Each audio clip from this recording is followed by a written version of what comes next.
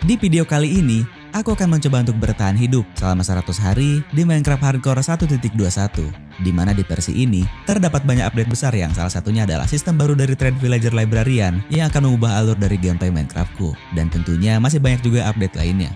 Aku akan bermain di mode hardcore. Ini adalah mode dengan tingkat kesulitan paling tinggi dan aku hanya memiliki satu kesempatan hidup. Jika aku mati, maka semuanya akan berakhir. Aku nggak bisa respawn dan duniaku akan dihapus untuk selamanya. Tentunya aku memiliki tujuan untuk 100 hari ke depan. Pertama, aku pengen ngalahin Ender Dragon dan mendapatkan Elytra di NCT. Kedua, aku pengen punya full set Netherite Armor beserta toolsnya. Terakhir, tentunya aku nggak boleh mati. Apakah aku akan bisa menyelesaikan tantangan ini? Langsung aja kita mulai ke videonya. Hari pertama, aku spawn di biome Birch Forest. Kalian tahu sendiri, ini adalah kayu paling galakku di Minecraft. Tapi kalau cuma untuk buat tools, oke lah. Aku buat crafting table, satu buah wooden pickaxe untuk mengumpulkan batu. Aku juga menemukan iron yang dimana ini cukup menguntungkan di awal game. Aku buat dulu tools batu, satu buah furnace, dan mengambil iron tadi. Totalnya ada 4. Aku bakar semuanya di furnace, buat satu buah shield, karena ini paling penting di awal game. Sisanya aku buat ember. Karena kebetulan di dekat tempat spawnku ada lava. Ini akan sangat berguna di awal game. Aku bisa gunakan lava ini untuk membakar hewan. Ketika dia mati, dagingnya akan langsung matang, jadi aku nggak perlu memasaknya. Aku mulai perjalanan dan aku malah nemuin gua yang kelihatannya cukup menarik karena terdapat cukup banyak ore yang sayang banget kalau aku lewatin. Aku masuk ke gua lebih dalam lagi untuk ngumpulin iron. Karena ini mode hardcore, tentunya pasti banyak hostile mob yang spawn di areaku. Ditambah damage-nya itu sakit banget. Untungnya aku udah buat shield sebelumnya, jadi aku bisa mengalahkannya. Aku buat satu buah iron pickaxe. Selain ore, aku juga ambil pointed dripstone karena ini akan sangat berguna ke depannya. Aku bisa buat farm lava menggunakan ini. Setelah itu, aku langsung ngambilin semua iron yang kulihat. Totalnya aku dapat 25. Aku buat full set iron armor. Awalan yang sangat bagus. Ini adalah creeper pertama yang kutemukan. Dia nyangkut di pointed dripstone. Kasihan sih, tapi lebih kasihan aku kalau mati karena ledakannya. Bukan hanya satu creeper, tapi dia ada di mana-mana. Bahkan suka ada creeper yang muncul tiba-tiba. Wajar aja karena ini mode hardcore. Itulah kenapa aku bilang di awal game shield itu sangat penting. Setelah itu, aku keluar dari goa dan ternyata hari udah siang. Aku lanjut lagi perjalanan dengan kondisi perut kosong, sehingga aku hanya bisa berjalan dengan sangat perlahan. Oh my god. Indahnya. Selain pemandangan yang sangat cantik ini, ditambah aku juga menemukan biome sakura. Tapi yang paling penting, aku bunuh dulu beberapa hewan di sini, buat satu buah smoker untuk memasak daging. Akhirnya, aku bisa mengisi perutku yang keroncongan.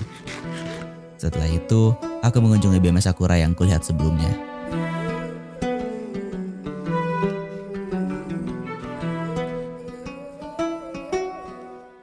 Aku nggak ada tujuan khusus ke sini. Aku cuma pengen lihat-lihat, ternyata di balik bukit ini terdapat biome savana dan bagusnya ada sebuah village. Tanpa pikir panjang, aku langsung mengunjungi village tersebut. Dan karena hari sudah malam, jadi aku putuskan untuk tidur terlebih dahulu. Keesokan harinya, aku mulai menjarah semua resort yang bisa aku manfaatkan.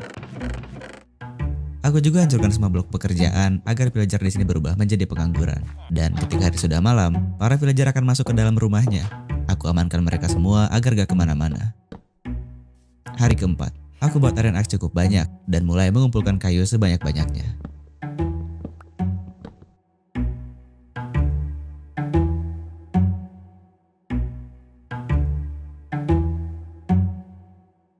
Satu hari berlalu, di tengah pengumpulan kayu, aku cukup kaget karena tiba-tiba datang villager yang menembakiku. Ternyata di sini ada villager outpost. Jaraknya sangat berdekatan dengan village. Karena aku nggak mau cari masalah, jadi lebih baik aku menjauh aja. Kayu yang kudapatkan juga udah lumayan banyak. Aku rapikan dulu di chest, buat stone axe cukup banyak, dan lanjut lagi ngumpulin kayu. 3 hari berlalu, ini adalah semua kayu yang kudapatkan. Harusnya ini udah lebih dari cukup. Selanjutnya, aku hancurkan beberapa gravel untuk mendapatkan flint. Setelah mendapatkan 14, aku buat flashing table dan aku ubah semua kayu tadi menjadi stick. Hari ke-9, aku ubah villager pengangguran menjadi Fletcher dan aku tukarkan semua stick tadi menjadi emerald.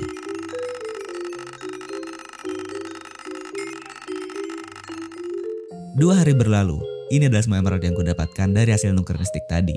Aku ubah lagi satu pelajar pengangguran menjadi armorer. Untuk mengupgrade-nya, aku butuh iron atau coal yang jumlahnya nggak sedikit. Jadi, aku pergi ke gua terlebih dahulu untuk ngumpulin coal sebanyak-banyaknya. Keesokan harinya, setelah mendapatkan coal cukup banyak, aku upgrade villager armorer tadi.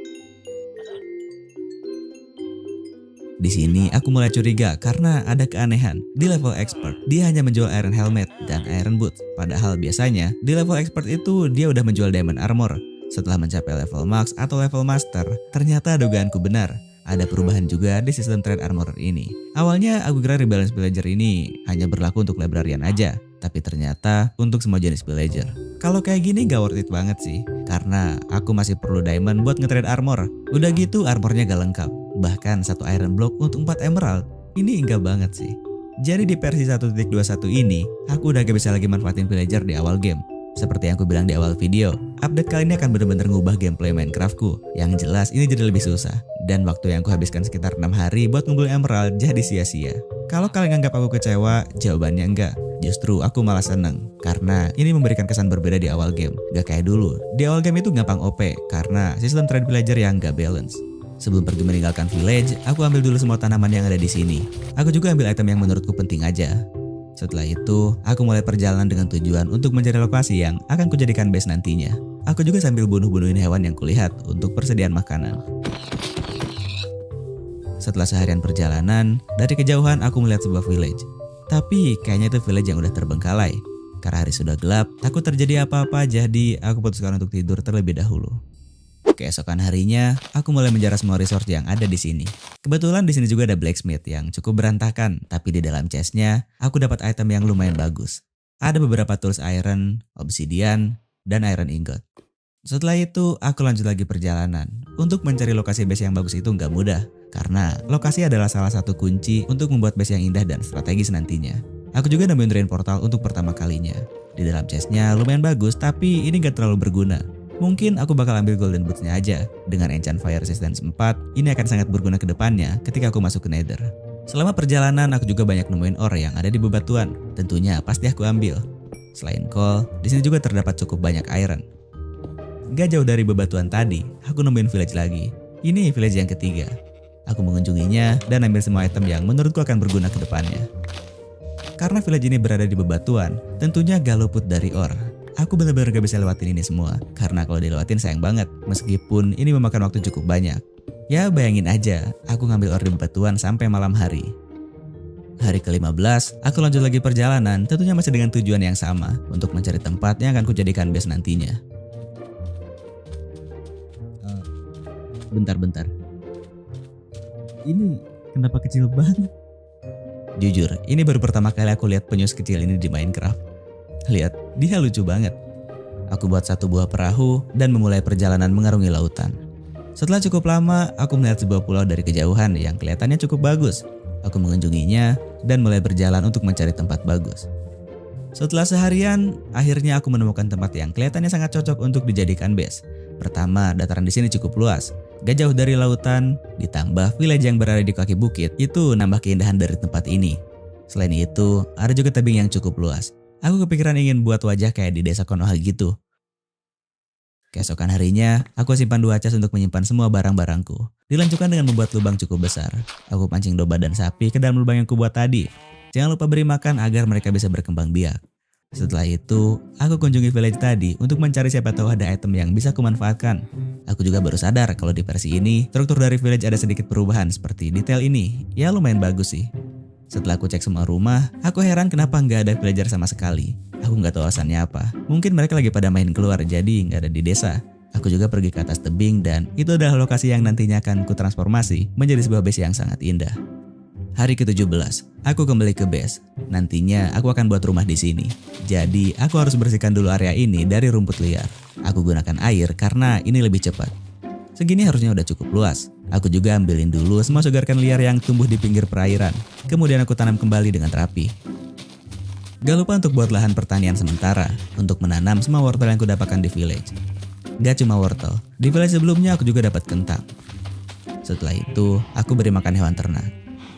Sebelum membuat rumah, aku pengen mining terlebih dahulu. Dan seperti biasa, kalau aku mining wajib ada Fortune 3 agar orang yang didapatkan bisa berlipat. Tapi karena di versi ini update Rebalance Villager, jadi aku nggak bisa dapat Fortune 3 di Villager Librarian dengan mudah seperti biasanya. Kalian bisa perhatikan tabel berikut.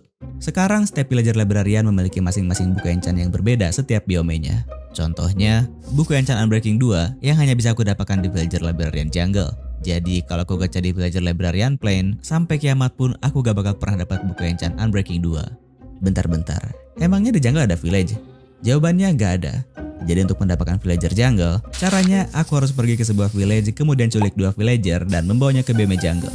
Setelah itu, aku kawinkan mereka di jungle dan akan melahirkan anak villager jungle. Setelah anak itu tumbuh dewasa, baru aku bisa ubah dia menjadi librarian jungle dan aku bisa mendapatkan buku enchant Unbreaking 2. Atau opsi kedua, aku bisa mencari zombie villager yang berada di biome jungle dan aku harus menyembuhkannya agar dia menjadi villager jungle. Untuk sekarang, aku butuh fortune, yang artinya aku hanya bisa gacha di librarian Taiga dan itu males banget karena jarak dari sini ke Taiga lumayan jauh. Jadi, aku akan gacha di enchanting table untuk mendapatkan fortune. Aku buat bookshelf. Aku butuh 7 lagi karena untuk mendapatkan level max enchant diperlukan 15 bookshelf. Aku keliling dulu buat ngumpulin sugar cane karena aku butuh kertas cukup banyak. Untuk mencari sugar cane, aku hanya perlu menelusuri samping perairan. Selain sugar cane, aku juga butuh kulit cukup banyak. Jadi, aku bunuh-bunuh setiap sapi yang kulihat. Aku juga nggak sengaja nemuin village. Aku datang tentunya buat ngambil semua resource yang ada di sini. Setelah itu, aku kembali ke base dan karena hari sudah gelap, udah gitu hujannya lebat banget. Jadi, aku putuskan untuk tidur terlebih dahulu. Hari ke-20, aku panen semua sugar cane yang kutanam sebelumnya di base. Aku buat bookshelf, totalnya udah ada 15. Sekarang yang aku butuhkan adalah enchanting table. Untuk membuatnya, aku butuh diamond dan obsidian. Berarti aku harus nyari diamond terlebih dahulu untuk membuat diamond pickaxe agar aku bisa ngumpulin obsidian. Sebelum pergi mining, aku beri makan dulu hewan ternak agar mereka semakin banyak. Di sore hari, aku mulai mining ke bawah untuk mencari diamond.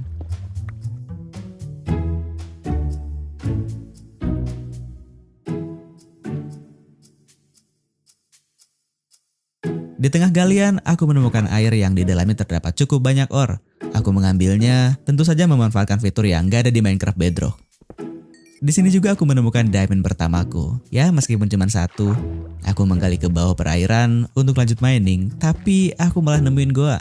Tanpa pikir panjang, aku langsung masuk dan di sini aku sangat beruntung karena langsung disambut dengan diamond. Dan yang lebih beruntungnya lagi, bukan cuma 1, tapi di sini terdapat cukup banyak diamond sehingga aku bisa buat diamond pickaxe. Setelah itu, aku kembali ke atas karena tujuanku mining hanya untuk mendapatkan diamond untuk membuat diamond pickaxe. Sedangkan obsidian, aku ingat ada kubangan lava di dekat baseku.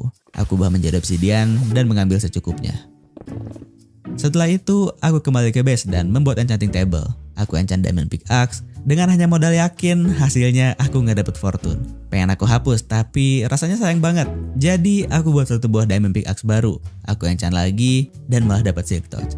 Sebenarnya ini nggak butuh sih, kalau di skip juga sayang. Jadi aku ambil silk touch itu ke iron pickaxe. Enchantnya lumayan OP, tapi sayangnya ini cuma di iron pickaxe. Aku enchant lagi diamond pickaxe, sekarang malah makin jelek. Aku hapus enchantnya, kemudian enchant lagi, dan akhirnya aku dapat fortune 2. Sebelum pergi mining, aku panen dulu wortel menggunakan fortune 2. Dengan ini, aku bisa dapat hasil panen berlipat.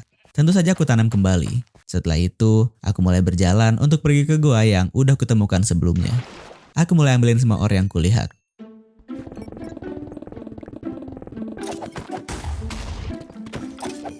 Setelah cukup lama, sekarang aku akan mencari diamond dengan metode strip mining. Aku gali ke bawah untuk menuju kedalaman negatif 58 dan belum juga apa-apa, aku langsung nemu diamond. Setelah berada di kedalaman negatif 58, aku ambil posisi ngeprone karena ini adalah metode mining yang cukup efisien menurutku. Dengan ini, aku bisa hemat waktu dan durability. Setiap 2 blok, aku gali ke sebelah kanan dan sebelah kiri. Metode ini sangat bagus untuk mencari diamond.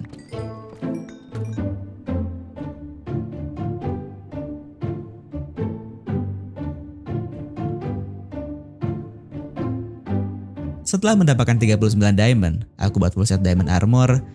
Dan karena masih ada sisa, aku juga buat full tools diamond. Jadi di hari ke-24 ini, aku udah menggunakan full set diamond armor dan full tools diamond. Setelah itu, aku mulai menggali ke atas untuk pulang, tapi aku malah nemuin gua yang cukup besar, yang tentunya banyak ore. Bahkan aku melihat diamond juga. Tapi ini gak mudah. Lihat aja, diamond itu benar-benar dikawal 4 creeper dan 1 skeleton. Tapi dengan diamond armor, aku sedikit lebih percaya diri. Akhirnya semua creeper itu mati dan aku bisa ambil diamond tadi dengan tenang. Setelah aku explore, ternyata gua ini luas dan tentunya orang yang ada di sini juga banyak. Tapi kita harus ingat, kalau ini adalah mode hardcore, jadi hostile mob yang menghadang juga sangat banyak. Apalagi skeleton, kalau mereka udah nyerang barengan, itu ngeselin banget. Oh. Datang lagi dong yang baru.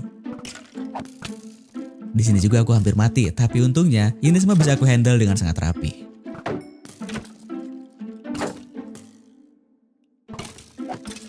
Oke. Sip. Setelah situasi cukup aman, aku ambil sisa diamond yang kutemukan sebelumnya, kemudian menggali ke atas untuk pulang. Ketika sampai di permukaan, aku cukup kaget karena langsung disambut dengan Pillager Outpost. Tapi tenang aja, karena di mana ada Pillager Outpost, di situ pasti ada village. Aku langsung mengunjunginya dan menginap di salah satu rumah.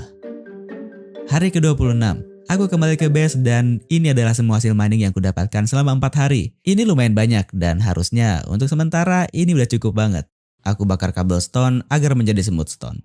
Sambil nunggu, aku panen wortel dan juga kentang.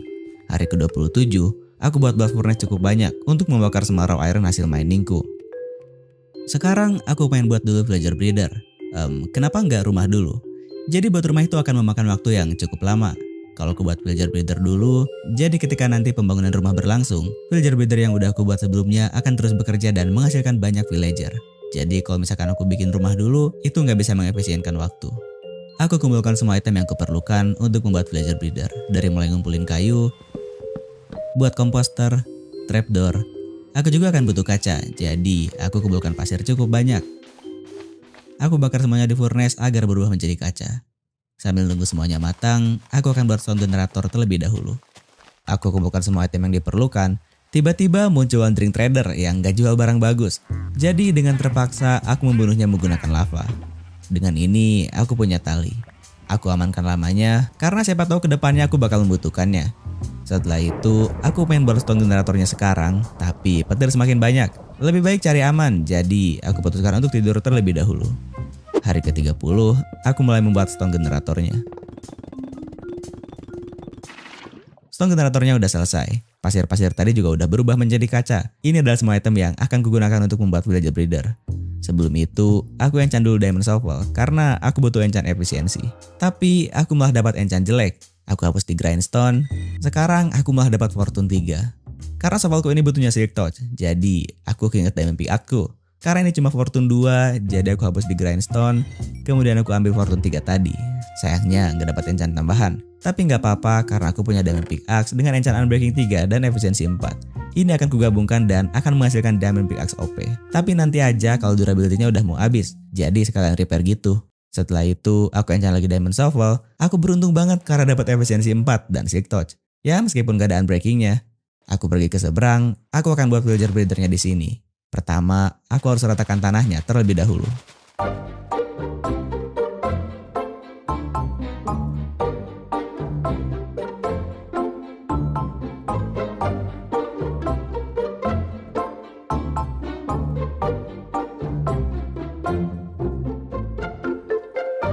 Harusnya segini udah cukup.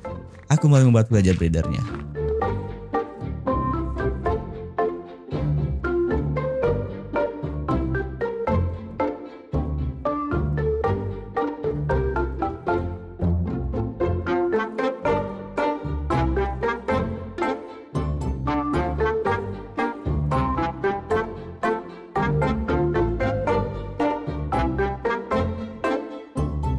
Hasilnya seperti ini. Sekarang, aku hanya perlu masukkan 2 villager ke dalam. Villager akan otomatis masuk ke dalam karena kepancing sama komposter yang ada di sana. Jadi, proses ini gampang banget. Aku simpan 1 komposter lagi untuk memancing villager kedua.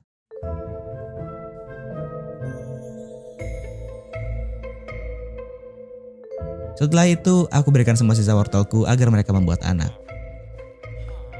Tapi mereka malah pelongo-pelongo, mungkin wortelnya kurang. Aku kembali ke base untuk mengambil semua stok kentang dan aku berikan semuanya ke villager. Gak lama setelah itu, mereka berdua mulai membuat anak. Keluarlah satu bocil. Dia akan berusaha menjangkau kasur dan masuk ke jebakan. Dia akan kekurung di sini selamanya, sampai dia dibutuhkan untuk dipekerjakan. Villager breeder ini akan terus memproduksi keturunan sebanyak-banyaknya. Setelah itu, aku rapikan semua barang-barangku. Villager breeder tadi udah selesai, tapi kalian bisa lihat sendiri. Kalau cuma begitu, gak enak banget dipandang. Jadi rencananya, aku pengen buat dulu bangunan untuk villager breedernya. Hari ke-33, aku berjalan untuk mencari biomet taiga. Tentunya buat ngumpulin kayu favorit kita bersama, yaitu kayu spruce. Di perjalanan, aku nemuin village. Tapi aku lewatin karena gak ada kepentingan. Dan setelah cukup lama, akhirnya aku nemuin biomet taiga yang aku cari. Di sini juga aku nemuin sebuah gua yang dimana terdapat zombie spawner dengan posisi yang sangat terbuka. Zombie spawner ini benar-benar berada di entrance gua. Kalau dijadiin zombie farm, ini bakal enak banget. Aku berikan torch agar zombinya berhenti nge-spawn. Di dalam chestnya, aku mendapatkan item bagus dan sangat kubutuhkan, yaitu saddle. Chest satu lagi juga gak kalah bagus, ada armor kuda dan satu name tag. Karena hari udah mulai gelap, kebetulan di depan juga ada village, jadi aku akan menginap di sini untuk malam ini. Keesokan harinya, aku pergi ke biomet taiga yang kutemukan sebelumnya dan mulai ngumpulin kayu spruce sebanyak-banyaknya.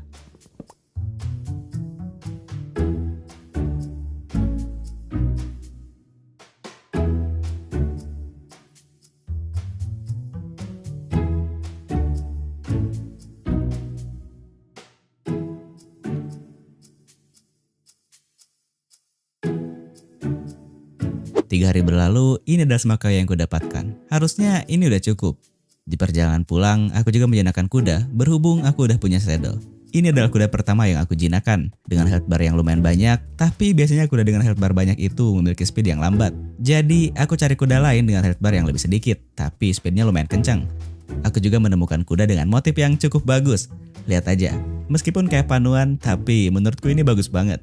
Aku coba untuk menjinakannya, setelah cukup lama, akhirnya dia jinak. Kecepatannya oke, meskipun bukan yang paling kencang. Hari ke-37, aku sampai di base dengan membawa kuda baruku. Aku buat satu buah anvil untuk mengubah nama name tag yang kudapatkan di zombie spawner sebelumnya. Ini adalah kuda pertamaku, Budi Tompel. Aku amankan dia menggunakan tali agar dia gak kemana-mana. Sekarang, untuk ngebuild bangunan, aku butuh batu cukup banyak. Aku FK di stone generator untuk mengumpulkan batu menggunakan iron pickaxe sebelumnya yang udah ku enchant dengan silk touch. Di tengah pengumpulan batu, tiba-tiba aku dengar suara wandering trader dan ternyata benar aja. Sayangnya lagi-lagi dia gak jual barang bagus. Keesokan harinya aku ambil satu ember lava untuk membakar wandering trader tadi. Jadi aku punya 4 tali dan 4 lama. Oh iya, aku juga mau ngasih tahu kalau mulai dari sekarang sampai hari ke-100 nanti, aku akan menggunakan cap ini. Ini adalah semua batu yang kukumpulkan selama 1 hari kemarin dan ini masih kurang. Jadi aku ngumpulin batu lagi. 1 hari berlalu, ini adalah semua batu yang kudapatkan. Harusnya ini udah cukup. Aku rapikan semua barangku, kemudian kumpulkan semua barang yang diperlukan dan mulai membuat proyek bangunan villager breedernya.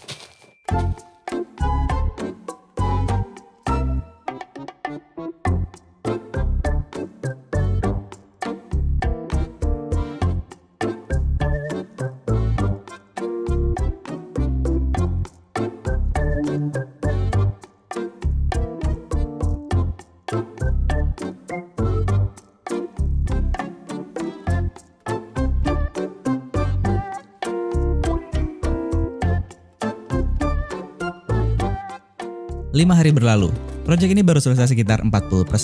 Aku nggak bisa selesain sekarang karena kayuku nggak cukup. Kalian lihat aja, bangunan ini memerlukan kayu dengan jumlah yang sangat banyak. Selama 5 hari pembangunan, villager breeder ini terus memproduksi sehingga menghasilkan cukup banyak villager.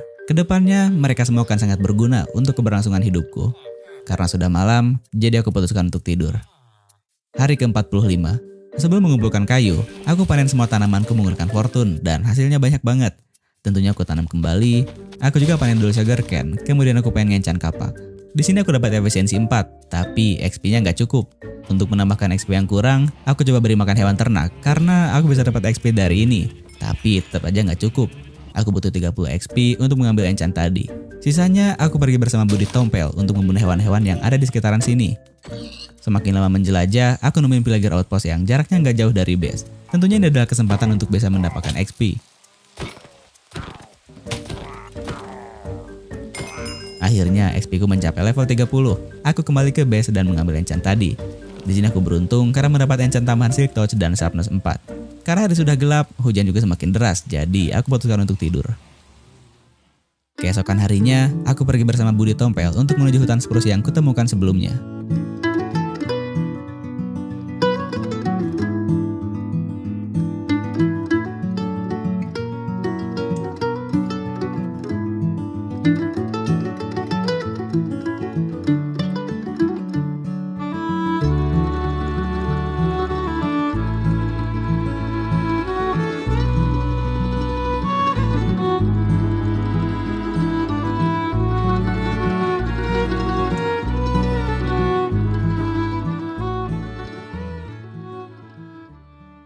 Setelah 1 hari perjalanan, akhirnya aku sampai.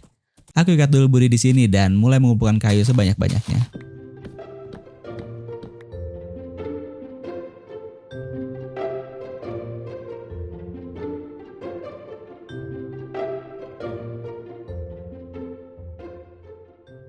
Hari ke-47, ini adalah semua kayu yang kudapatkan. Setelah itu, aku mulai perjalanan untuk kembali ke base. Perjalanan ini gak sepenuhnya mulus, karena terdapat banyak sekali bebukitan yang membuat kami harus sangat berhati-hati. Di tengah perjalanan, aku juga menemukan sekumpulan kuda hitam. Bahkan ada kembaran Budi tapi dengan warna yang lebih gelap. Dan ini adalah kuda incaranku dari awal. Kuda full hitam dengan 11 health bar. Aku coba untuk menjinakkannya. Ini lumayan lama, tapi akhirnya dia berhasil jinak. Sesuai harapanku, kuda ini memiliki speed yang sama kencangnya dengan Budi. Dan satu kelebihan baru, yaitu kuda ini mampu melompat dengan sangat tinggi. Lompatan dia benar-benar tinggi banget, beda jauh sama Budi Tompel. Ini adalah perbandingannya. Kuda yang kunaikin sekarang adalah Budi. Bahkan lompatan dia nggak kayak lompat. Dan ini adalah kuda hitam baruku. Kalian bisa lihat perbandingannya. Kuda ini mampu melompat 4 kali lebih tinggi dari Budi. Ini adalah salah satu kuda dengan kemampuan yang cukup langka. Larinya kencang dan lompatannya tinggi. Tentu saja, aku akan memeliharanya. Karena aku cuma bisa bawa 1 kuda, jadi Budi akan kusimpan dulu di sini. Nanti aku akan menjemputnya kalau aku udah punya Elytra. Aku juga ucapkan salam perpisahan karena kami akan berpisah cukup lama. Atau mungkin Budi gak bakal aku jemput. Setelah itu, aku mulai berjalan dengan kuda baruku yang belum aku kasih nama. Oh iya, ngomong-ngomong, kalau kalian ada saran nama buat kuda ini, kalian bisa tulis di komentar. Aku pasti baca.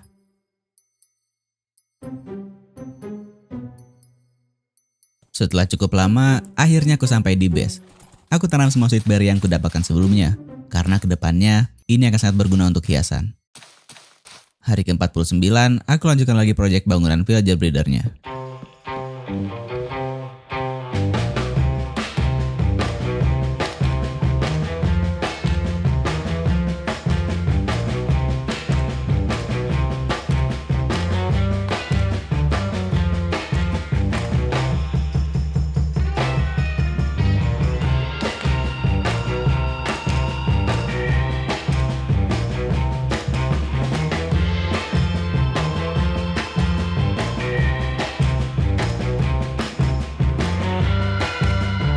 Sembilan hari berlalu, bangunan villager breedernya udah selesai. Aku cukup puas dengan hasilnya, meskipun kesan dari bangunan ini kelihatan sangat simpel. Aku juga ngerasa kalau ini terlalu gede, tapi nggak apa-apa lah. Untuk bagian dalamnya, tentunya ada 2 pekerja ini, yang belakangan ini aku perhatiin kerja mereka malas-malesan. Tapi meskipun begitu, kalau udah masalah produksi anak, mereka berdua sangat bersemangat sampai menghasilkan banyak keturunan seperti ini. Bangunan ini memiliki lantai 2 yang dimana masih kosong. Tadinya aku mau bikin storage room di sini, tapi karena di bawahnya ada villager, jadi pasti berisik banget. Makanya aku mengurungkan niatku untuk menjadikan ini sebagai storage room. Di bagian luar, karena aku akan sering melewati air ini, kayaknya aku harus buat jembatan penghubung. Aku kumpulkan semua bahan-bahan yang diperlukan dan mulai membuat jembatannya.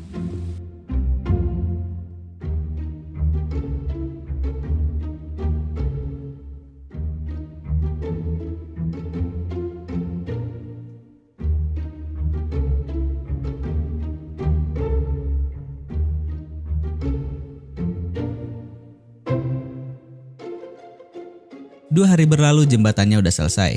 Hasilnya cukup bagus. Jembatan ini memiliki kesan yang simpel, natural, dan tentunya bisa dipakai nyebrang. Aku ratakan dulu tanah bagian ini agar akses menuju jembatan ini lebih leluasa. Begitupun dengan ujung satu lagi. Aku juga akan mengubah tanah ini menjadi jalan setapak. Pertama, aku ratakan dulu bagian ini. Aku ganti semua tanah tadi dengan batu. Kemudian aku berikan sedikit tekstur menggunakan stone brick dan juga cobblestone. Setelah seharian, hasilnya seperti ini. Ini kelihatan lebih rapi, tapi tetap memiliki kesan natural. Keesokan harinya, aku tambahkan sedikit detail di samping perairan menggunakan stone brick seperti ini. Jangan lupa untuk berikan tekstur. Hasilnya cukup bagus, tapi ini masih ada yang kurang, yaitu penerangan, agar gak gelap-gelapan di malam hari. Setelah itu, aku tambahkan detail di bagian luar menggunakan bebatuan dan sedikit dedaunan. Terakhir, aku berikan tangga menggunakan stone brick stair. Hasilnya seperti ini. Aku cukup suka. Ini memiliki kesan natural tapi tetap terlihat rapi. Mungkin nanti aku akan tambahkan sedikit detail di bagian atas kanan. Sekarang, aku pengen mengencan semua armor dan toolsku. Untuk mengencan, aku butuh banyak XP. Yap, benar sekali. Jawabannya adalah mob farm. Untuk membuat mob farm, aku akan butuh banyak batu dan ini nggak bakalan cukup. Jadi, aku akan AFK dulu di sini untuk mengumpulkan batu sebanyak-banyaknya. 1 hari berlalu, ini adalah semua batu yang kudapatkan. Harusnya ini udah cukup. Aku kumpulkan semua barang yang diperlukan. Kemudian, aku memulai perjalanan untuk mencari lautan karena aku akan buat mob farmnya di atas laut. Gak jauh dari base, akhirnya aku menemukan lautan yang cukup luas. Karena hari sudah malam, jadi aku putuskan untuk tidur terlebih dahulu. Hari ke-65, aku pergi agak ke tengah dan mulai membuat mob farmnya di sini.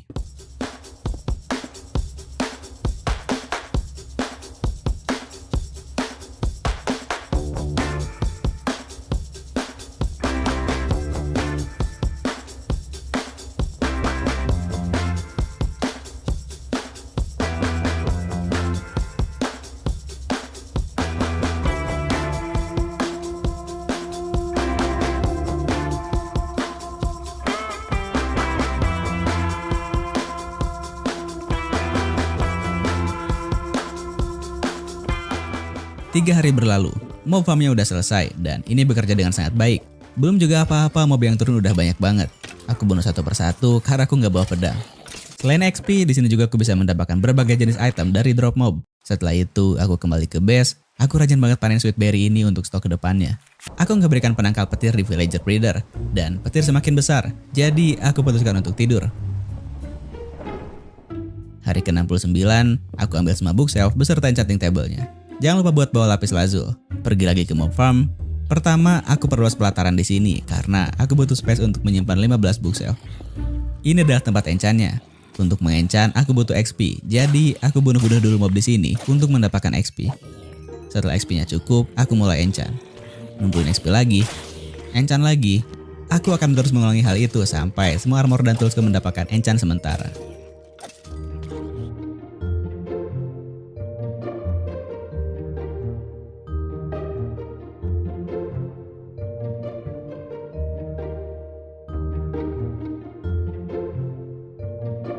Dua hari berlalu, semua armorku udah memiliki enchant.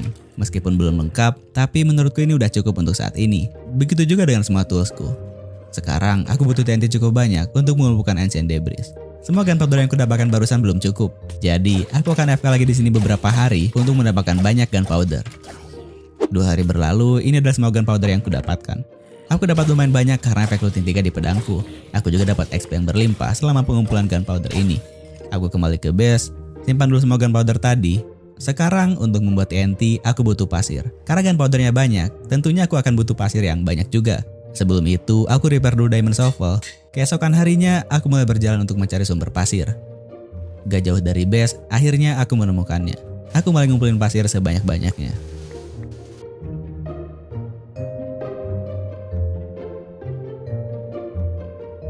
Di tengah pengumpulan pasir aku nggak sadar kalau diamond shovelku rusak. Ini karena gak ada enchant unbreaking 3-nya. Jadi ya udahlah. Ini adalah semua pasir yang kudapatkan. Kembali ke base, kemudian aku olah semua pasir dan gunpowder tadi menjadi TNT. Totalnya aku dapat 5 stack. Ini udah lebih dari cukup. Sebelum itu, aku buat dulu diamond shovel karena yang tadi udah rusak. Aku juga buat diamond pickaxe baru untuk pickaxe silk touch. Pergi ke mob farm untuk mengenchant diamond shovel tadi, tentunya dengan pickaxe. Aku juga beruntung karena di pickaxe-nya aku langsung dapat enchant yang cukup OP. Hari ke-75 aku buat nether portal. Kemudian masuk dan sampailah aku di nether untuk pertama kalinya. Sebelum menggali ke bawah untuk mencari ancient debris, aku pengen gacha dulu dengan piglin karena aku butuh fire resistance. Di sini aku manfaatkan strider untuk menyeberang lava. Berhubung aku udah punya saddle, ini adalah cara paling enak untuk menyeberangi lava. Dan tujuanku sekarang adalah Crimson Forest. Di sini aku malah nemuin Nether Fortress yang cukup besar dan jaraknya sangat dekat dengan lokasi portalku. Di belakang Nether Fortress tersebut terdapat Crimson Forest. Aku nggak tahu mimpi apa semalam, tapi spawn Netherku kali ini sangat beruntung. Setelah berada di darat, jangan lupa untuk bunuh stridernya agar aku bisa ambil saddle-nya kembali. Kemudian aku kurung satu piglin untuk wajak melakukan transaksi gelap. Satu gold ingot bisa ditukar dengan item random yang salah satunya adalah Potion Fire Resistance. Meskipun chance-nya dikit banget, tapi aku yakin pasti mendapatkannya.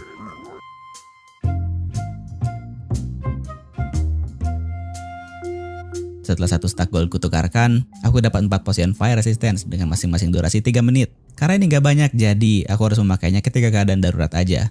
Setelah itu, aku mulai menggali ke bawah untuk menuju kedalaman 14. Setelah berada di kedalaman 14, aku mulai menggali lurus.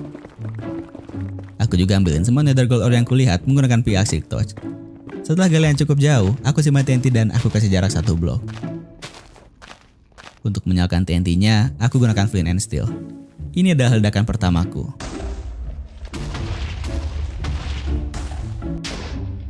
Ancient debris akan terlihat dan aku tinggal mengambilnya dengan mudah. Ini adalah ledakan kedua.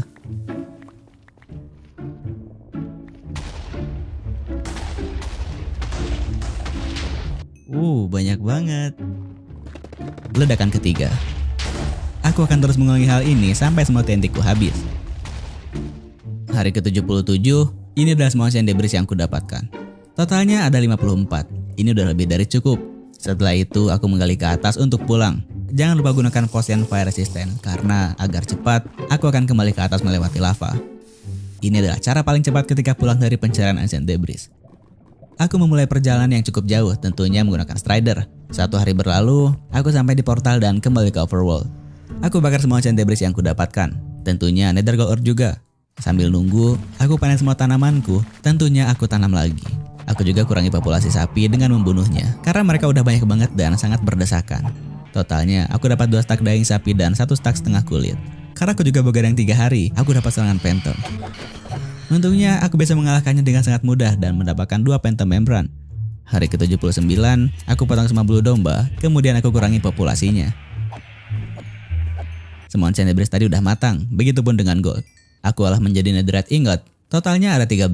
Sekarang aku masih butuh sebuah item untuk mengupgrade armor dan toolsku menjadi netherite, yaitu smithing template netherite upgrade.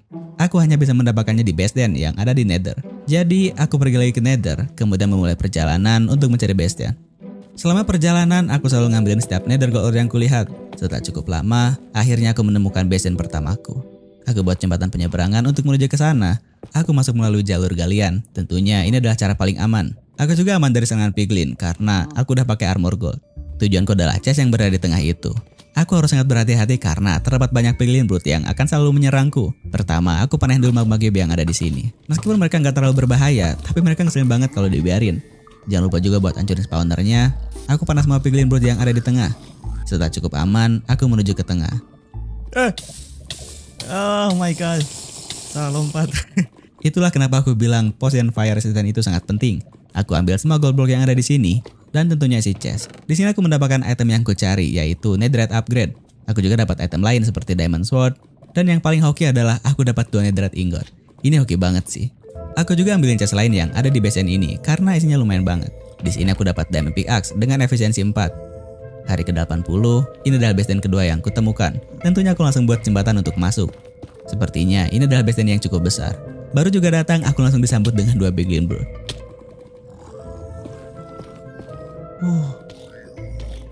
Buset dah.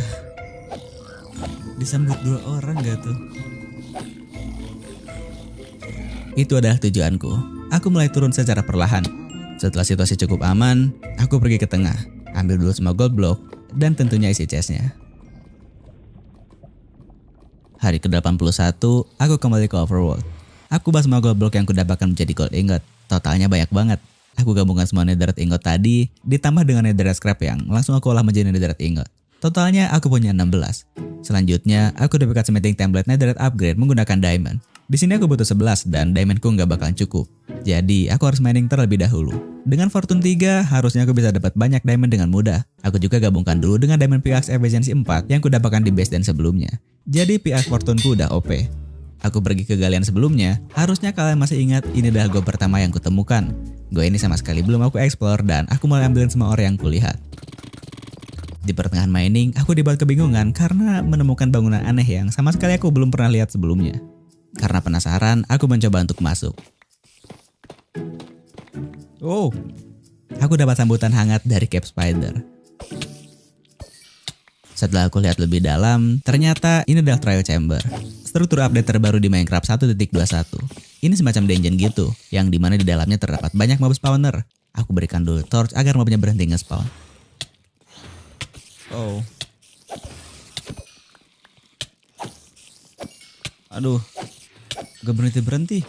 Cave Spider di sini sangat banyak dan terus berdatangan. Untungnya pertahananku udah lumayan kuat, jadi aku bisa menangani ini. Tidak, kabur. Ya meskipun akhirnya aku tetap kewalahan dan mencoba untuk kabur. Banyak banget itu. Apa ini? Oke, kayaknya di sini aman. Sakit banget. Aku dapat advancement wax off. Sepertinya ini adalah advancement baru.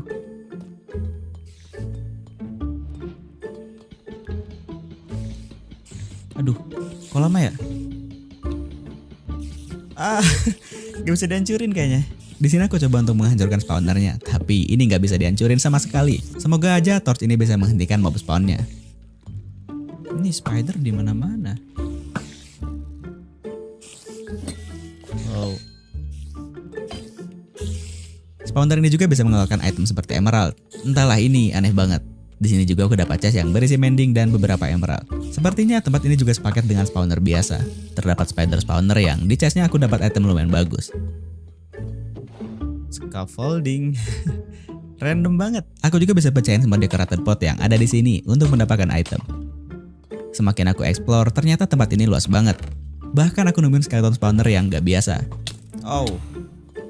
Ini entah skeleton jenis apa, tapi tembakan dia bisa memberikan efek racun. Ini gila banget sih. Ada zombie Suna. Anjir, ini tempat apaan? Ada zombie Sunagakure loh. Mungkin aku bakal mencari tahu nanti aja, karena sekarang waktuku nggak banyak. Sekarang aku akan fokus dulu dengan pencarian diamond. Total diamond yang aku dapatkan ada 1 stack. Ini semua berkat Fortune 3, jadi aku bisa mendapatkan banyak diamond dengan cepat. Setelah itu, aku mulai menggali ke atas untuk pulang. Cuaca sedang hujan dan aku mulai perjalanan untuk menuju ke base dan aku bakar semua hasil mining barusan. Keesokan harinya, aku duplikat smithing template-nya dari upgrade menjadi 11 keping. Buat smithing table, kemudian aku upgrade semua armorku menjadi netherite. Setelah itu, aku lanjutkan dengan mengupgrade semua tools.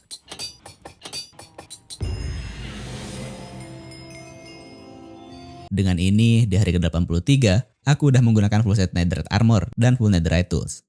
Aku masih ada sisa 6 netherite ingot. Mungkin nanti ini akan kupakai buat nge-trim armor. Aku juga buat diamond shovel baru dan langsung ku upgrade menjadi netherite. Totalnya aku jadi punya 2 shovel. 1 untuk silk touch dan 1 lagi untuk fortune. Aku pergi ke mob farm. Sekarang aku akan re-enchant semua enchant yang ada di armor dan toolsku. Karena ini semua masih bisa dibilang jelek. Aku hapus enchantnya, kemudian aku akan enchant ulang untuk mendapatkan enchant yang lebih bagus.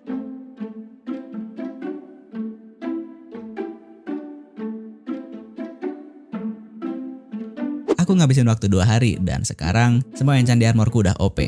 Meskipun belum lengkap banget, tapi ini udah bisa dibilang OP. Begitupun dengan toolsku, enchantnya udah lebih oke sekarang. Aku kembali ke base. Sekarang aku pengen lawan Ender Dragon dan mencari Elytra di NCT. Karena aku butuh Blaze Rod, aku masuk ke Nether dan memulai perjalanan untuk menuju Nether Fortress.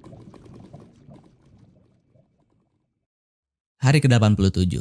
Aku menghabiskan waktu 2 hari untuk menjelajahi Fortress, tapi aku nggak bisa kasih lihat ke kalian karena file recordannya error. Ya intinya bermasalah, jadi aku bakal jelasin aja. Selama 2 hari itu, aku bunuh cukup banyak Blaze untuk mendapatkan Blaze Rod. Di perjalanan pulangnya, aku bunuh-bunuh Enderman untuk mendapatkan Ender Pearl. Aku juga udah buat brewing stand, tentunya buat ngeracik potion. Selain membunuh Blaze, di Nether Fortress aku juga dapat rib armor trim dan 1 kepala wither skeleton. Gak lupa juga Nether Wart yang udah kutanam untuk sementara. Di sini juga aku udah siapin semua item yang akan kubawa buat ngelawan Ender Dragon. Ini semua udah lengkap. Pertama, aku bawa Eye of Ender, tentunya buat ngebuka portal dan nunjukin lokasi stronghold. Aku juga bawa Ender Pearl dan Blitz Powder untuk jaga-jaga. Ada 10 obsidian dan flint and steel untuk akses jalan Nether ketika aku menemukan end portal. Tentunya potion Night Vision agar aku nggak perlu menggunakan torch, dan ada potion of slow falling. Ini akan berguna saat melawan Ender Dragon atau ketika jatuh karena efek Shulker di NCT. Ada water bucket untuk MLG, chest dan crafting table untuk nanti aku buat shulker box setelah mendapatkan shulker shell, building block untuk penyeberangan, dan tentunya firewalk agar aku bisa terbang setelah mendapatkan elytra. Sekarang aku akan mencari stronghold menggunakan bantuan Eye of Ender.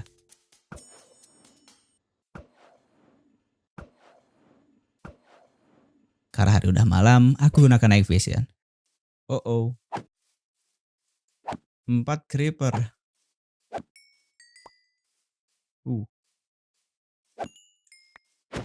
Setelah lokasi stronghold ditemukan, aku mulai menggali ke bawah. Sampailah aku di stronghold. Aku mulai berkeliling untuk mencari end portal. Di sini, aku menemukan perpustakaan yang di dalam chestnya berisi eye armor trim dan beberapa buku enchant. Di hari ke-88, aku baru menemukan end portalnya. Aku hancurkan dulu silver piece spawnernya.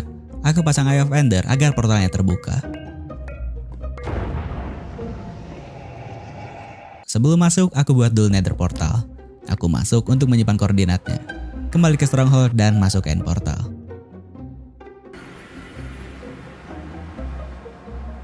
Aku langsung buat jembatan untuk menuju ke tengah dan aku langsung dapat sambutan dari Enderman. Wow. Chill bro. Aduh. Aku punya salah apa anjir? Aduh banyak banget.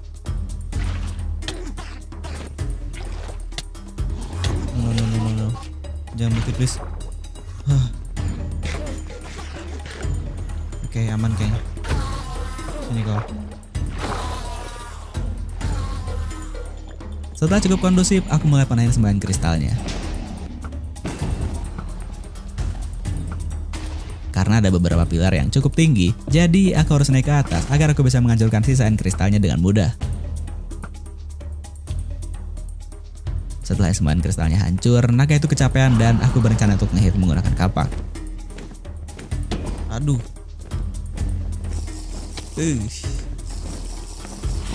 Naga itu terbang dengan ketinggian yang sangat rendah. Katanya, ini adalah momen langka agar aku bisa membunuhnya dengan cepat. Tapi posisiku belum siap, jadi aku menyanyiakan momen langka ini. Gak apa-apa lah, aku mulai panahin naganya, tapi malah ada Enderman yang baper lagi. Aduh, apa sih ini?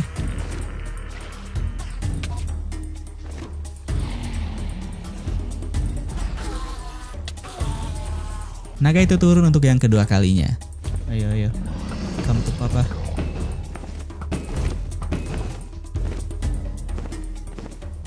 Mana palanya? Ai.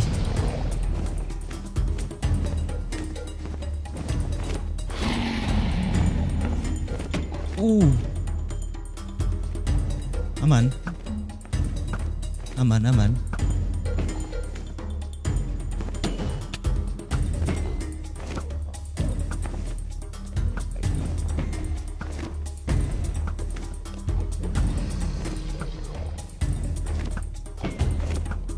Oke. Aduh, susah.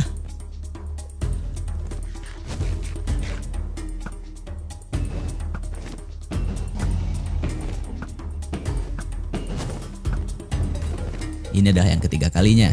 Darah dia udah sekarat dan di sini aku berhasil mengalahkannya.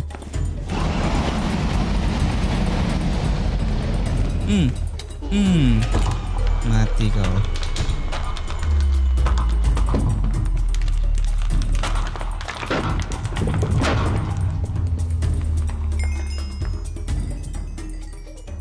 Jangan lupa bawa telur naga tentunya menggunakan torch. Sekarang, aku akan pergi menuju NCT, tentunya melewati End Gateway.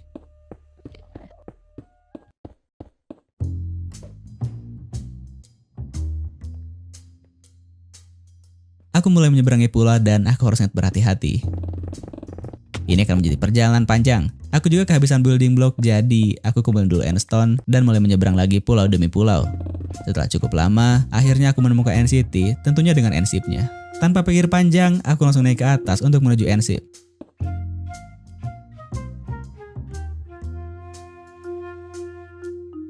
Setelah cukup tinggi, aku lempar ke Ender Pearl dan sampailah di end ship. Aku bunuh Shulker penjaga, kemudian ambil Elytra. Karena aku pakai cap TikTok, aku baru tahu kalau warna Elytranya juga ikut berubah. Aku kurang suka sih, tapi nggak apa-apa lah. Setelah itu, aku ambil isi chestnya dan ini lumayan banget. Aku juga ambil kepala naga yang sebenarnya ini nggak penting, tapi ini adalah suatu keharusan. Setelah itu, aku pergi menjelajahi NCT untuk mengambil isi setiap chestnya. Aku juga bunuh-bunuh Shulker untuk mendapatkan Shulker Shell. Chest di sini juga lumayan banyak. Inventoryku penuh, jadi aku buat dulu Shulker Box agar aku bisa ngeloot lebih banyak. Setelah cukup puas, aku masuk ke End Gateway dan kembali ke Overworld. Karena hari sudah malam, jadi aku tidur terlebih dahulu. Ini adalah semua item yang aku dapatkan selama aku menjelajahi NCT. Ini lumayan banget. Dengan itu, aku juga udah menyelesaikan semua goalsku di 100 hari ini. Aku masih punya sisa 10 hari. Mungkin aku akan gunakan 10 hari ini untuk buat rumah. Aku akan butuh banyak kayu spruce. Untungnya, aku udah punya banyak tulang dari Mob Farm. Bisa dibilang, aku udah punya sumber unlimited bone meal. Aku juga olah dulu semua sisa Shulker Shell tadi menjadi Shulker Box. Kemudian buat pewarna kuning untuk memberikan warna Shulker Box-nya. Kalau kuning gini kelihatan lucu aja. Aku ratakan dulu tanah ini, dan aku mulai mengumpulkan kayu spruce sebanyak-banyaknya.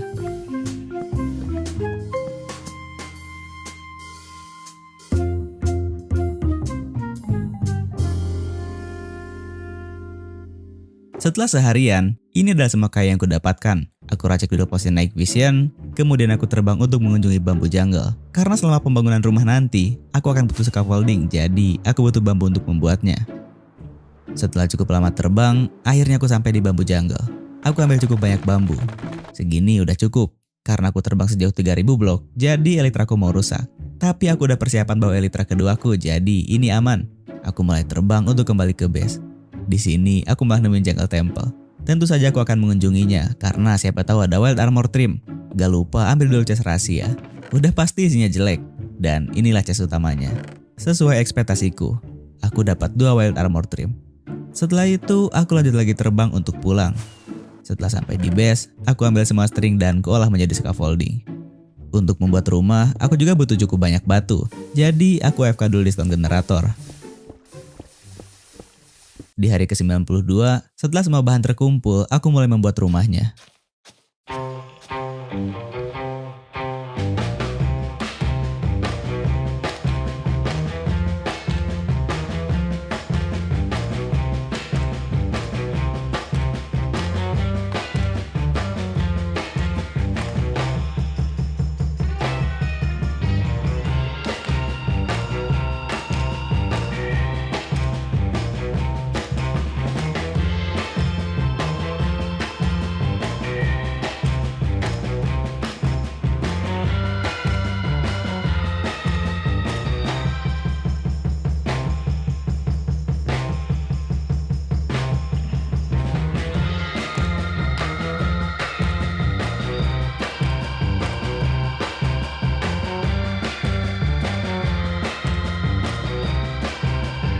Hari ke-100.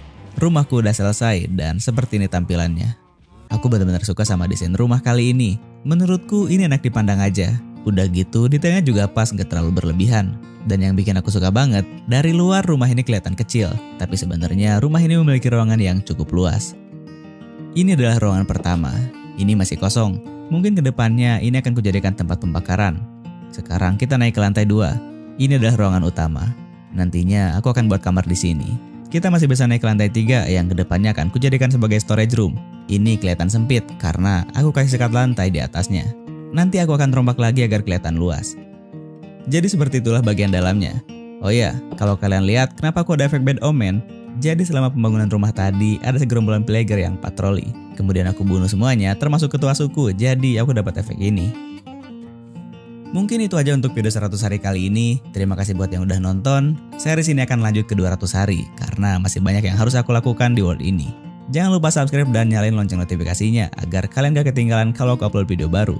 Follow juga Instagramku kalau kalian kepo sama progres konten-kontenku. Sampai berjumpa kembali di video selanjutnya.